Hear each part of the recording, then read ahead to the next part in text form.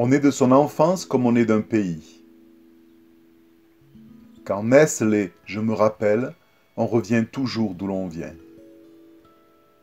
Vraiment, je vous l'assure, si vous ne devenez pas comme de petits enfants, vous n'entrerez pas dans le royaume des cieux. Nous vivons une bien triste époque. Les enfants, à 10 ans, sont déjà désabusés. Mais en même temps, vieillir est presque un crime, tout au moins une infamie. Nos contemporains sont 2 fois volés. On écourte toujours plus leur enfance en les propulsant sans protection ni préparation dans un monde d'une extrême violence.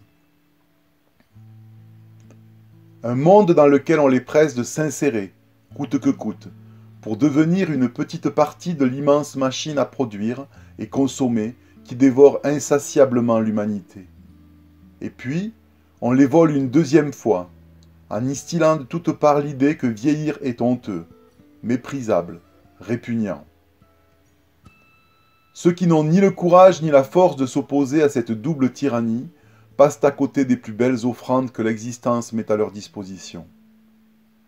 Il est intéressant de souligner que le 1er et le 3e âge ont énormément de points communs, avec toutefois une immense différence.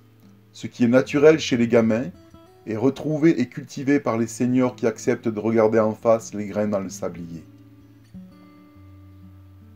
Le présent, fondamental pour les petits puisqu'ils ne connaissent pas autre chose, il est précieux pour les aînés parce qu'ils savent qu'il est extrêmement fugitif et ne revient pas. L'émerveillement, instinctif chez les bambins, il est sorti de l'oubli sur le tard par ceux qui ont enfin compris ce qui est vraiment important. La confiance, naturelle et spontanée envers les grands qui pourvoient leurs besoins, souvent rebaptisée amitié. Elle est cultivée et chouchoutée par ceux qui ont appris désormais que se méfier de tout et de tous conduit à la solitude et à l'isolement. L'enthousiasme, conséquence de l'énergie inépuisable des petites crapules, il renaît, lui aussi, de braises qui semblaient éteintes lorsque, débarrassés des chimères de l'ambition et du succès, on redécouvre la beauté de la simplicité. Et ceci n'est pas une liste exhaustive des forces qui rapprochent, comme la limaille de l'aimant, ceux qui viennent d'entrer dans ce monde et ceux qui sont en train de préparer leur bagage pour passer à celui d'après. Notre vie intérieure n'échappe pas à ces règles. Après la spontanéité des débuts de notre rencontre avec celui qui est la vie, nous tombons facilement dans l'activité, pour ne pas dire l'activisme. Dieu, les anges et les vieux peuvent dormir sur leurs 2 oreilles. Nous sommes là. Le monde va enfin tourner comme il faut. Nous allons tellement faire et bien faire que plus rien ne sera comme avant.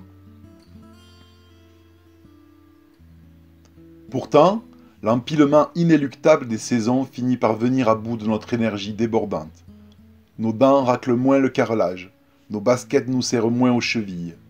Nous n'usons plus les miroirs. Cette évolution pourrait engendrer de la tristesse, de la fatigue, du découragement, pour ne pas dire de l'amertume et de la jalousie, envers ceux qui nous suivent et dont la soif de faire semble nous pousser sur le bas-côté. Mais cela peut être l'occasion magnifique de retrouver l'enfance, comme on retrouve un pays. S'approcher enfin de notre Dieu, non pas comme son presque égal, mais comme un tout petit, sans puissance, incapable de subvenir à ses besoins. Venir à lui fort de notre faiblesse, libéré de nos illusions, de notre fièvre d'indépendance. Consentir enfin à son amour, avec une conscience déculpabilisée de son impuissance à bien faire. Le moment de nous réapproprier ce dont nous jouissions à nos débuts, sans savoir que c'était un trésor, que c'était le trésor. Dépendre de lui pour toute chose. Finalement ramener à notre stature d'enfant, celle qui nous permet de franchir les portes du royaume sans nous fracasser le front contre son linteau.